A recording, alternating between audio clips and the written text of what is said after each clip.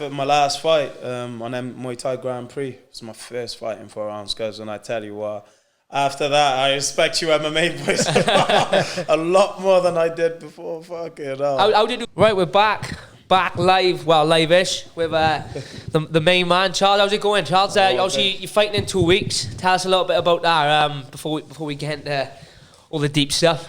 How's it going? I'm good, man.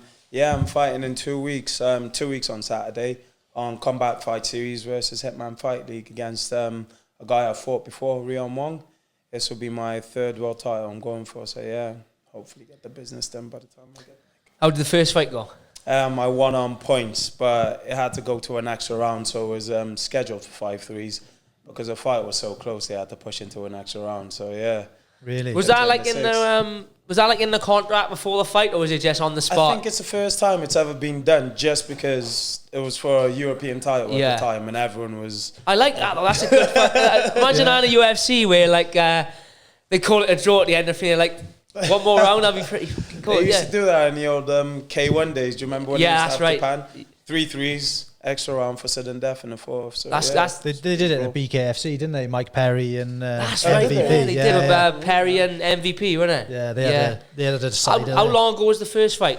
Be 2 years to the date. Oh, so quite a bit of time in between then. Yeah. Obviously, right in the deep part of camp now. Then 2 weeks out. I was training going. I know you do majority of training down with Jimpy down in Cardiff, but has there been any sort of differences in this camp in preparation, or same old? The only difference is this camp is just maybe more just the diversity of sparring partners. Obviously, a couple of weeks ago I was down in Birmingham with Fabian Edwards. Yeah, got some rounds in with him before he had his fight with Johnny Eblin. Went to Leicester First Legion's gym with Charlie O'Neill and his friends, and then the last stop will be in Bad Company Gym in Leeds, like I always do before every fight. So yeah, just diversity of sparring partners, that's all. Proper high quality rounds them as well, didn't they? Definitely. Good boys. Any rounds with Leon when he was up there with Fabian? No, I was hoping to get some in, but I think he was out of camp, so yeah, I was hoping to get some this time around, but I think he's too busy with the goal. He's fighting a wrestler now. It's no good using a striker for your How do you find, like, obviously Muay Thai is kind of getting more mainstream now as time's going on, and you've got the Hitman Fight League, One. Like, you've been in it for a long time. How have you noticed the difference now, last like year or two? The last year or two, I think the main thing that's really putting Muay Thai on the map now is things like, actually just the only thing is One FC. One FC has really pushed it. Chatri Sitchatong's doing some amazing things. So yeah, obviously some of the shows are on Amazon Prime. And stuff like that. Yeah, they're just just marketing it a lot better than they used to. Yeah, and to think, like, when you actually watch UFC, like, maybe not yourself, but a lot of people want to see the striking as well, don't they? Like, over anything else. No, I think that's a fair assumption to make, isn't it? It's surprising that people aren't just watching Muay Thai a lot more. Your casual fan who doesn't like understand technique and stuff like that will always want to see the guys like stand and bang, don't they? They just want blood. They go to the ground and they don't necessarily understand what's happening, which is wild, really, that it's took Muay Thai this long to blow up. Because you watch like the one event where they did Rotang and Super, and it's like how could anyone not be entertained by that? And like they're having that type of fight every other week in Thailand. So it's madness that it hasn't just.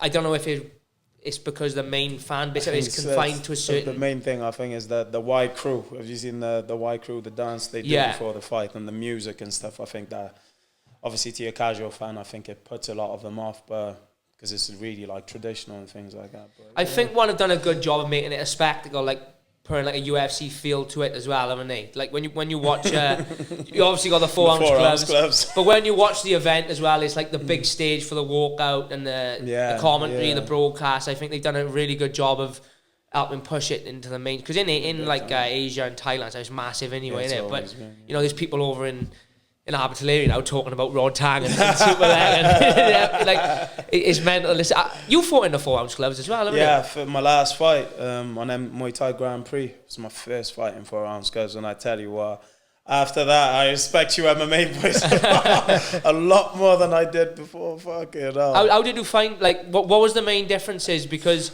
I think people just think it's a case of, the gloves are smaller, it's easier chance of getting knocked out. But I can imagine when you're so used to punching in a boxing glove, the way you punch and stuff, the range is completely different. Yeah, I think attacking was a lot better. Obviously, offensively, there's just a lot more gaps in the defense.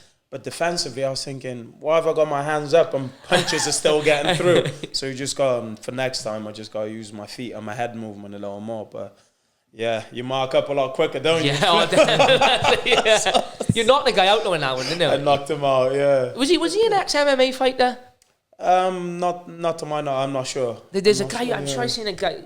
You fought Carl Booth? Carl Booth. I fought Carlos de Grassa, who's I'm sure he fought something like that. Might be one thing. Cage Warriors or something like that. Yeah. But yeah, so I'm right to say this is your 50th.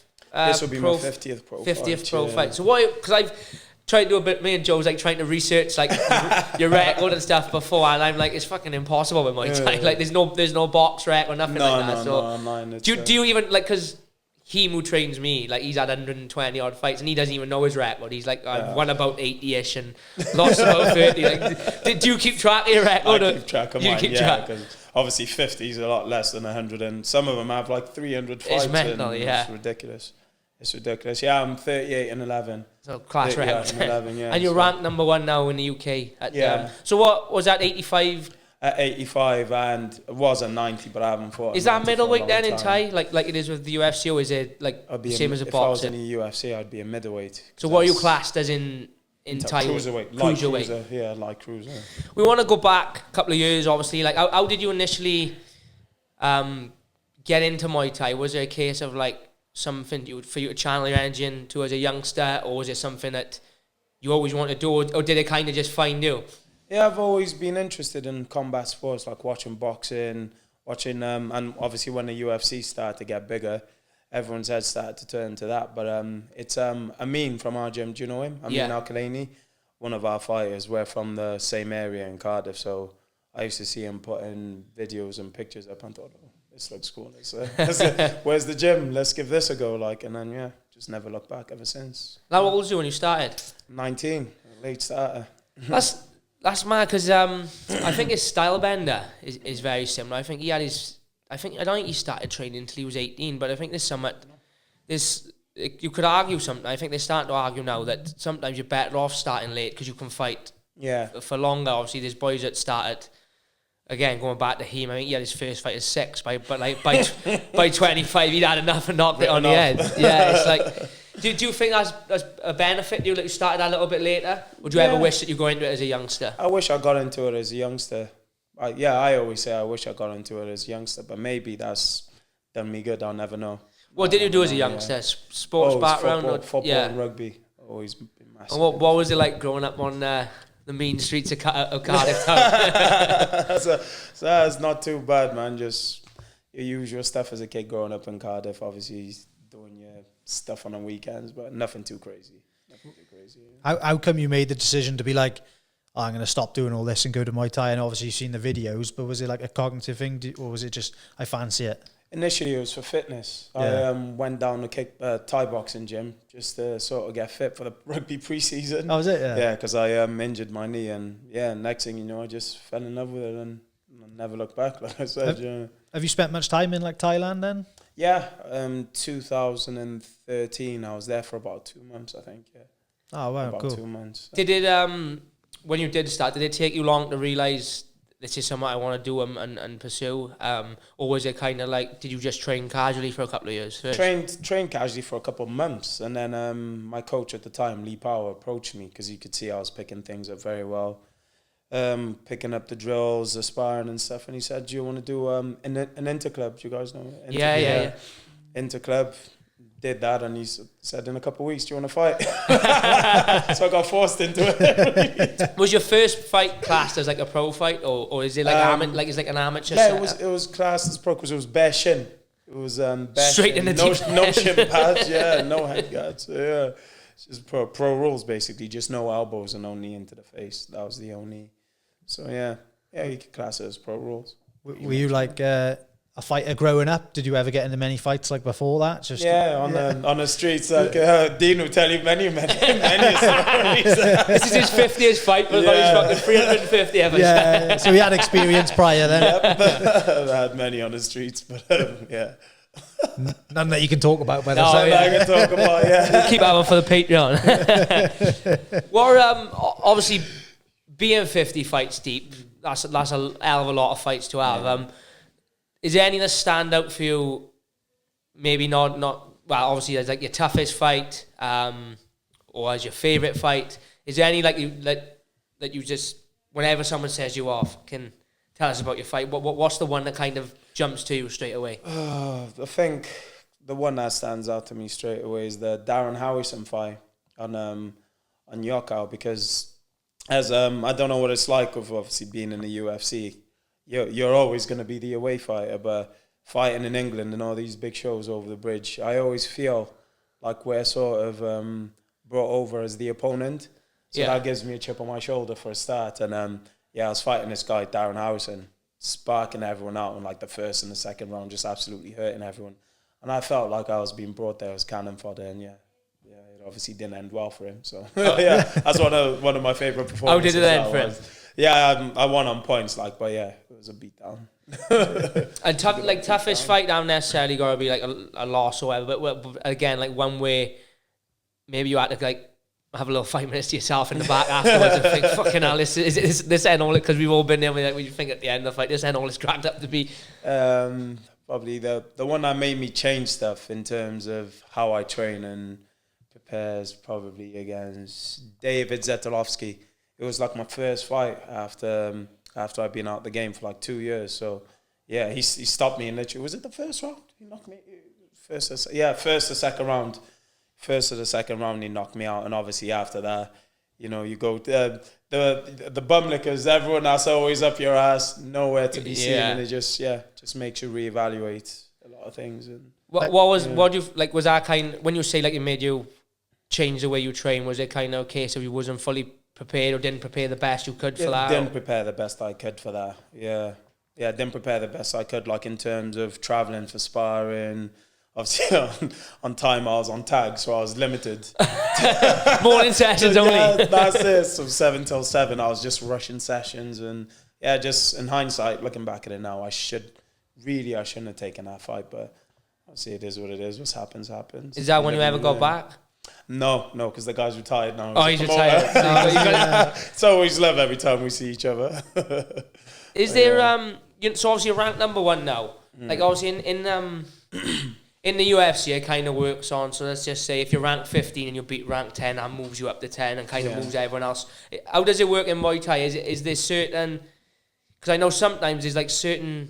there's only certain shows that you can kind of fight for like a ranked spot, or is it kind of like if you beat number 1, that makes you number 1, or can it be a case of you might beat number 1, but that'll only move you up to number 3, or how does it work, the rank? Because everyone's fighting every other week, isn't they, pretty much? So it's like... that's it with Thai boxing, it's a lot busier. Like you could literally fight 2 times in a month or 3 times in like 6-7 weeks. But at the moment, I'm in a position where I've been fighting in the UK for a long time, so I'm just trying to get abroad now. Because what's this? Yeah, this 50th fight, this will be my 3rd world title. After that, there's some up and comers, but I don't really want to fight local boys. So one is the next step now, just to get to the next level. That's another question I had for you. Is that the ultimate? I suppose that's the ultimate testing ground now for anyone in Muay Thai to get on that big show. Is that something like you can see for yourself in the next couple of months? Yeah, funny enough, where Jimpy, my coach Stephen John, is speaking to one of the matchmakers on there, so he's pretty much said just get this fight out the way, and we'll sort something out for hopefully the end of Feb. So I'll be staying in Thailand for 6 weeks next year. Does that add any pressure to the fight? The fact that that could be on the back end, or does it add motivation, or like more motivation? Yeah, more motivation. But it's in the back of my mind, really. That's why even in training, anytime it gets brought up, he sort of just like brushes it under the carpet because we don't want to deviate from what we got to do. So, and it's like a lot of the Thai guys are obviously a lot smaller, aren't they? I don't know. I can't think of you probably know better than me, of a notable bigger Thai guy, like you've got like your Sanchai and stuff like that, and your Road Tang, but they're also smaller weights. Is there any guys over in the area of the world like your weight and your size that are from Thailand with the fucking 600-700 fights? Not Thai guys, no. Thai guys usually don't get past 70, 75 kilos, and if they do get heavier than that, then they're just like chubby old taxi drivers. They're just jumping in there for a bit of coin last minute. Is there anyone on the one scene at your weight that you there's a few boys. Well, 82.5. I can make that pretty easy as well. There's a few boys that's in the light cruiserweight division. And do they come from over here, like, or are they more so? There's one British boy. Was supposed to fight on Infusion a couple of years back. Juan Cervantes, he signed to one. So yeah, that would be a fight I'm looking to get on with at some point in the future. Yeah. There can't be many people in your weight class you haven't fought, is there? Yeah, I know. Everyone. That's why. Yeah, it's just abroad now. I suppose. Yeah, you get to a certain, like you said, where a lot of your fights in the UK, you probably get to a stage now where it's like you've either fought them before, or they kind of a new kid on the block that don't really warrant a shot at taking the number one spot. So, would you say, like, just say you couldn't get on the one card after this? Yeah. Does it become then like a motivation thing where you're gonna just wait for the right opportunity or the right sort of pay to go and fight? Because obviously you don't want to be, because anything can happen, can't, especially in any combat sport. You wouldn't want to go in there, I imagine, under motivated for a kid. You think you're going to smoke and then something, and then next thing you know, you're down a couple of rankings. So is it kind of after this, it's 1 or nothing? Or? Yeah, pretty much. That's what I got my mindset on, because like if I keep fighting these up and coming kids, it's just like a sort of a lose-lose situation. Yeah. For me, if I lose to them, obviously they make a name off me. If I win, I guess it's just one. It's just one. That's all I'm thinking about. I need to get on there. What about never Glory back in the day? Was it ever interesting fighting on Glory? The K1. Yeah, because it was like free freeze K1 rules. I used to they used to put that on Fight Pass, and it ended up going bankrupt in the end, I think. I remember watching it thinking, how is this not like the most popular fucking sport in the world? Yeah, like guys like Izzy and Pereira and it's literally a slugfest because they only had 3 rounds. There was no feeling out. It was just meet in the middle and back. As soon as the bell rings, just go for it. Yeah. But is there any other shows in the UK that also I'm guessing they don't pay or ain't as big as one, but is there any like shows that are kind of the pinnacle? Because obviously for MMA then, for example, you've got like your Cage Warriors and your PFL Europe. But what are the main shows over here that in the UK? The main shows is Muay Thai Grand Prix. That's the promotion I'm signed to. But obviously when they haven't got anything on for me, I like to fight on other promotions. But I'd say MTGP probably the. Is that a 4-ounce one? That was the one I fought in. And you're world champion in that. I'm world champion for that promotion. Yeah. So he's big glove and small glove. That's it. So, I'm not going to ask you how much you get paid, but is it quite difficult, like Muay Thai, to like make it a career at this stage? Is it quite? At the moment, I'm lucky enough where it's like with sponsors, they look after me in between fights and stuff like that. But as of pay wise, it's okay, but it's not like it's not life changing, man. You need to, especially like in a sport that's that dangerous, isn't it? And you could have an injury that change it all tomorrow, like, innit? Exactly, yeah. A fair play to you.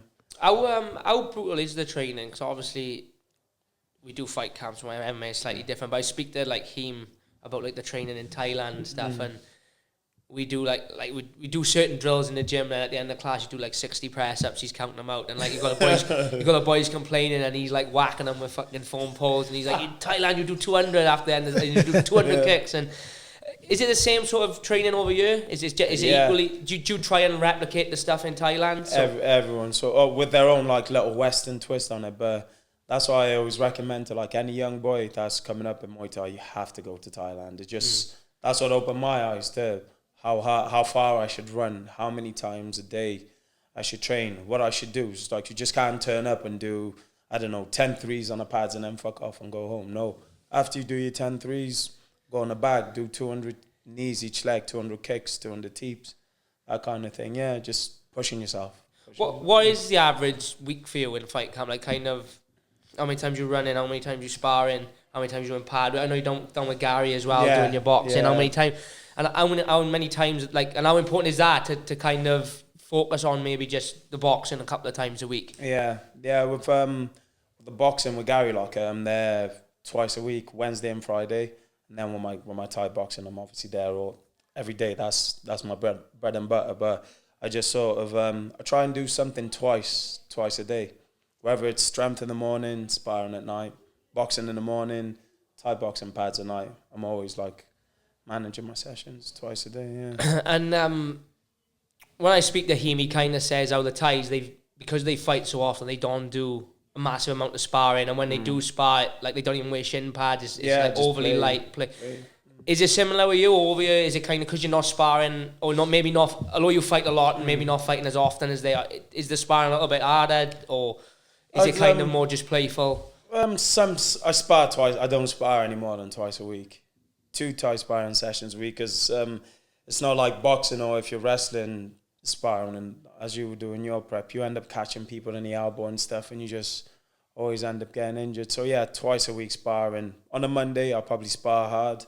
On a Thursday, just like sort of light, and not playing bare shin, but just like more technical, nice and light and technical technical. sparring, Yeah, nothing too heavy. Is who's the main sparring partners for this fight? Anyone that we would know? Or obviously you said you're going to finish up your sparring at Liam Harrison's gym. Yeah. I'm not sure if you know him. Big Mateus Dusmal. He's a big Polish guy. WBC. I think I've seen the videos. Yeah. The WBC World Champion Muay Thai. He's transitioned over to MMA now. I think he's like 3-1, something in MMA. But yeah, he's quality sparring. I always finish camp with him. He knows his stuff. And he's from up at Liam's gym, is he? Yeah. He's where he's back and forth. I'm not too sure what he's doing, but he represented our company for many years. Is that something you ever fancy doing, like the transition to MMA? Or? Funny enough, I got into Thai boxing, so eventually I could get into MMA like a couple of years down the line, because you always need your core martial arts, or whether you come from boxing or jiu-jitsu. But yeah, as the years went by, it just sort of I don't know, just didn't interest me. I love watching it. Who doesn't love watching the UFC? But as far as competing, I don't think I ever will. Like, I'm 32 now, so yeah. Get Jack teach you a bit of takedown defense. No, I'm right. Hey, you never know. You get that one contract next year and wipe out the division. They're like, here's an extra 50k. Do you want to carve a crossover fight? He'll soon change his mind. Yeah. If the money's right, why not? Obviously, you've got a really strong gym now down in Cardiff, because is it still the Eagle? It used to be Eagles, and now it's Matt Muay Thai now. Yeah. How many guys you got down there now, like good level pro guy? Because it looks, when I see you put your videos and stuff on Instagram, it looks busy, and it looks like a fucking really high caliber level of guys down there. Yeah, it's starting to grow, starting to attract some good boys down there. Even the guys from down here, where's Celtic Pride's in Neckerville. Yeah, some of the boys from Celtic Pride, Chris Thomas, I forgot the other guys. Lewis Pugh, he comes down as well. So yeah, we got some good high level sparring. Not so much for the big guys. Like I'm 85 kilos, so yeah, just that's why I travel so much to spar big guys. But yeah. Do you cut a lot of weight from start to finish? Do you do a water cut? Like, because is it day before weigh-in? Day before. So do you do like a water cut, or you just bring your weight down? I just bring my weight down gradually. Like even on the way up, Dean was asking me, he's like, "What's your weight? What's your weight?" The mirror is my weight. Honestly, just people think, "What are you on about?" The mirror. I just look at myself, eat how I eat, train how I train, and then obviously when you get within the 2 weeks of the fight, then you start jumping on the scales just to check. So you don't float up much above the weight class? No more than I walk around at about 94, 95 kg these days and get down to 85. That's not that much. I think that's beneficial as well, because you're fighting so often as well. I have to do silly weight cuts. 8 kg in a we've all been there. How many fights have you had so far this year? Just the one. So it's quite a quiet year. Hopefully, then, like you said, you get a win and go on to one next year. Obviously, most of their fights kind of take place over in our area of the world. They have done shows in America and stuff like that, haven't they? How active would you like to be, providing you get like that one contract? Because I'm not sure. Obviously, with the UFC now, you're fighting 3 times a year. Yeah. Whereas I'm not sure one do it, because I know like fucking Road Tank fights about 8 times a year. You don't even know till the day before he's fighting. But myself personally, I don't like fighting any more than 3 times a year. Yeah, because as you know yourself, getting yourself ready for a fight. It's not just a fight. It's not just a fight camp. Obviously, becoming a father and stuff. Like you just bring yourself. You gotta manage your life and work. I PT and do classes in between fights. So yeah, taking that much time off of working, it's hard. Your family life as well. Yeah, I was gonna say, how do you balance the two? Like when you're in camp? I haven't done a camp yet with my son, but like I'm finding now that I'm back training a little bit more than I was when he was first born. It can get like, there is days where you only get to see him for 2-3 hours a day. You come home from training at night and he's in bed and you don't see him till the next morning. how do you balance it, like mentally as well, I suppose, because it is a big thing, isn't it? You know what I mean? People, like you said, people just see the fight and just think, like my fucking pet it is when they're like, fucking, not bad for 50 minutes work. It's fucking 10 weeks work, not fucking 15 minutes. So how do you balance? Because obviously your son's one now. He's just turn one. How have you found it the sort of last year, factoring it all in and dealing with it all? It's hard. It's just all about managing your time. Obviously, like, I wouldn't be able to do half the stuff I do if it wasn't for my partner. She obviously has to step up when I'm in camp because I'm rarely ever home. I leave the house at 5:30 in the morning. I'm not back till 7. The boys get put down at 7. Or bath time's at 7 o'clock, so I'll see him for 20 minutes. Bye. Or sometimes if I get home and I'll be later, I don't see him. So time management, massive things, and just making time on the weekends just to spend time with him. And Is he sleeping? Yeah, thank fuck. That's a hard stage. He still has his days, man. He still has his days, but he's more into a routine now. They catch you off guard then when they do wake up, don't they? And it really fucks you up then. Yeah, because your son's crying. Because you're an early bird. I see you train like 6 o'clock. I'm the same, like fucking hell. You'll get me up at 5 o'clock some days for free, and I'm just like, right, put him into the car, just sneak out and go train. And like, next one's on you. That's it. It's that debate. Do you go back to bed or do you just stick it through? I do that some days. Like I wake up and if it's like fucking 4:30, I'm half thinking like, should I just wake him up and feed him now so I can go to the gym on time?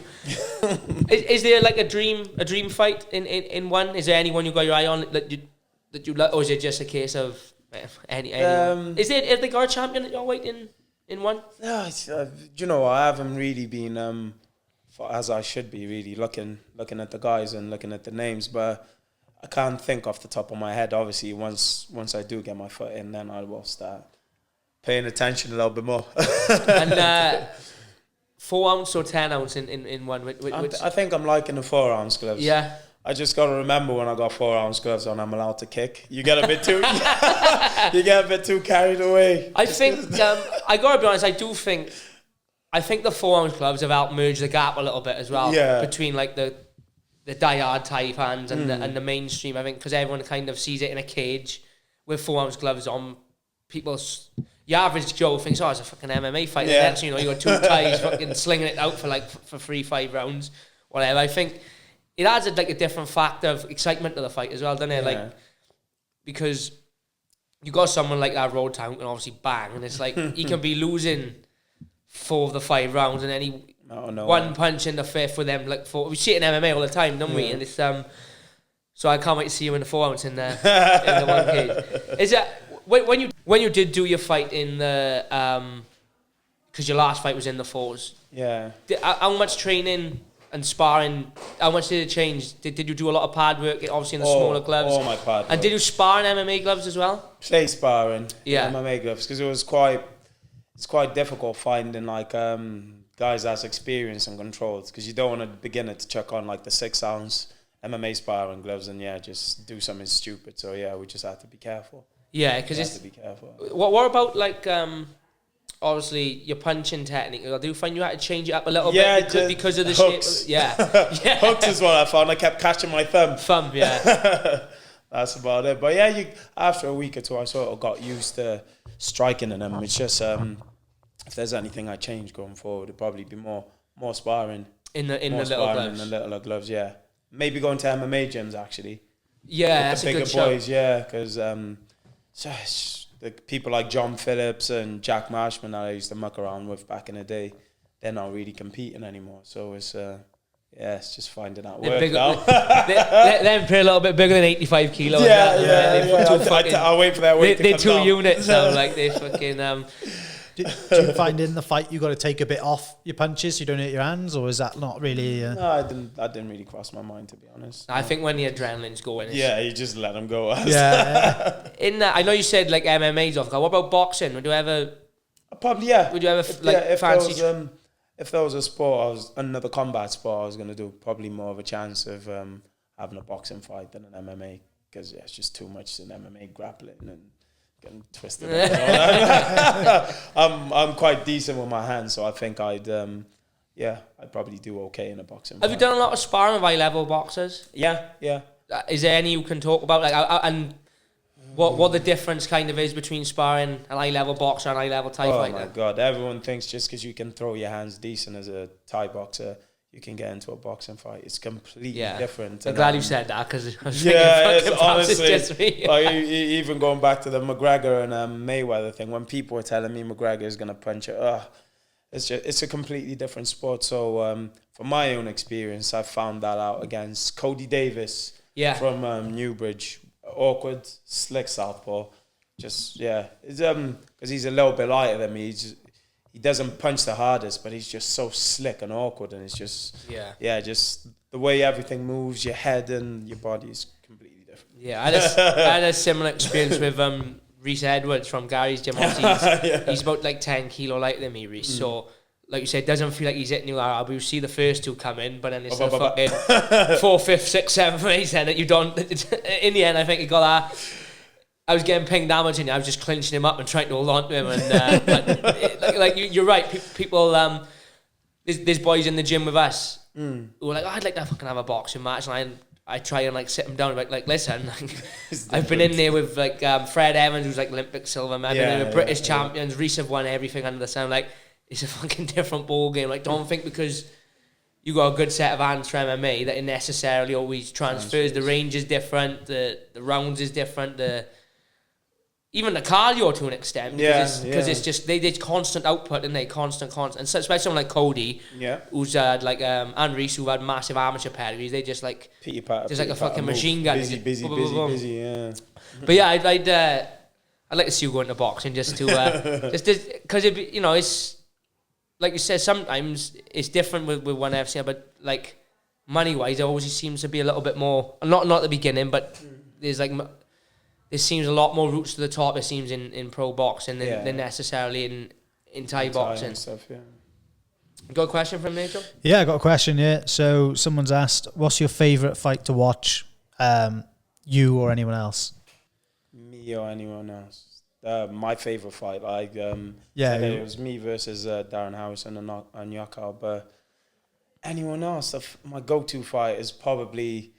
for every fight camp, I always do this. I always watch Mickey Ward versus Arturo Gotti. Yeah, that's just If you like blood and guts, Arturo Ward versus Mickey Ward. Put that up. Is that just to get you in like the zone? Or? Just to get me in the zone and just just more for like getting yourself switched on into like that warrior mentality. Have you got any other rituals like you do sort of leading up to a fight?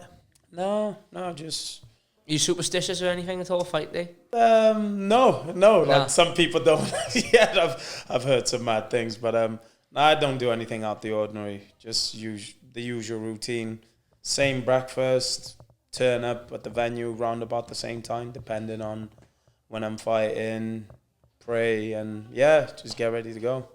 Do you get stressed before a fight? Like now you've had 50 fights or 49 fights. Does it stress you out, or is it you relaxed? I'm pretty lucky with the corner team I got. If anything, people think like, are these guys taking a piss? We're literally bursting out laughing in the changing room. Honestly, we're just having jokes, and then obviously when the runner knocks the door and says you're on in like 5 fights, that's when you start to switch on a little bit more. Then, but just chilled. It's just another day at the office. That's what it is. That's what you got to think of it as. I suppose otherwise you're just wasting energy as well, isn't it? I think there's something to that. I think the guys who like tend to be so intense for like 2, 3, 4 days before tend to be the guys that end up they're like a machine for fucking 2 minutes, and then next they're drained, and they think it's something to being relaxed. And especially I think like, correct me if I'm wrong, but in Thai boxing, it seems like the fight picks up the longer it goes on. So it's as if like the first couple of minutes, a bit like a boxing fight, you're feeling the range and whatever, and then also you get like your second, and third, and fourth round, and then that's when the armors start flying. Yeah. I think if you went in there intense and fucking raging to go, it's great if you get him up in a round, but then you get rid of him, and then when you're blowing out your ass in the second round, it's a little bit of a different experience. To be. What's when you eventually do knock it on the head, what do you think life after fighting involves? Coaching? Coaching. I'm pretty much doing that most days anyway, but yeah, just going into it full time and just expanding, doing different things, classes rather than one-to-ones, because as Gary's probably told you, it's hard on the old shoulders and elbows, man. I'm feeling it now. So yeah, just getting to doing more classes, seminars and that. How many years do you think you got left for you? I've always said... Because what do you say you've been fighting for now? For 13 years. 13 years. 14 years, so 32 years of age now. By the time I'm 35, I want to be done. You'll be done. Yeah, I'm done. Right off into the sunset. You're right off into the sunset. With our one FC belt. And unless a nice big bank account, hopefully. Unless them super fights coming, is it? Yeah, unless them super fights come. I don't mind fighting one of these YouTubers. You don't see many of them go into Muay Thai, do you? They don't want to get kicked, do they? I'll step into their world, mate, as long as they're paying me. Go and box Jake Paul's ears off for a couple of mil, it'll be alright, won't it? Please. Charles, thank you for coming up. Thanks for having me. The floor is yours if you want to shout out any sponsors or anything like that. Well, don't put me on the spot. We'll have to cut this bit, I can't think off the top of my head, but yeah, just thanks for having me, man. And is anywhere we can watch the fight? Because obviously we'll put this out before the fight happens. Is there anywhere people can watch if they do want to tune in? It should be on Leapfrog Fight TV, but if anything changes, I'll obviously update you and you can put the tag on there. Yeah, we'll do. We'll chuck Charlie's Instagram and stuff like that in the bio. Give him a follow, support him, and we look forward to seeing him smashing up the ONE FC scene next year as well. That's it, mate. Job done. Thank you very much. Thank you, guys. Wicked. Cheers, buddy. It was good, man.